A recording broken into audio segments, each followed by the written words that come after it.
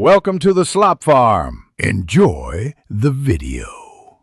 In this video, I will explain how to change oil in a Subaru Outback. First, gather your essential tools like a wrench, an oil filter remover, and a drain pan. Make sure you have the correct type and amount of new engine oil, typically around 2 quarts for a 2.5-liter engine. Always park your vehicle on a level surface and engage the parking brake for safety before you begin. Now, let's get that old oil out. Locate the oil drain plug, usually found at the lowest point of the oil pan underneath your engine. Place a suitable drain pan directly below the plug to catch all the used oil.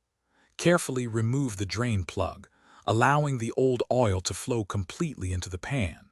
This step ensures you remove as much old oil as possible.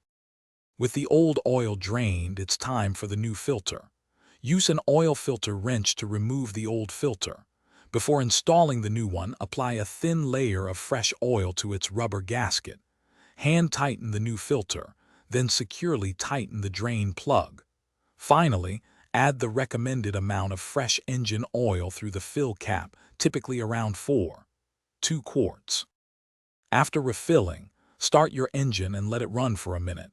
Then check for any leaks around the new filter and drain plug. Turn off the engine, wait a few minutes for the oil to settle, and then verify the oil level using the dipstick. Top off if needed.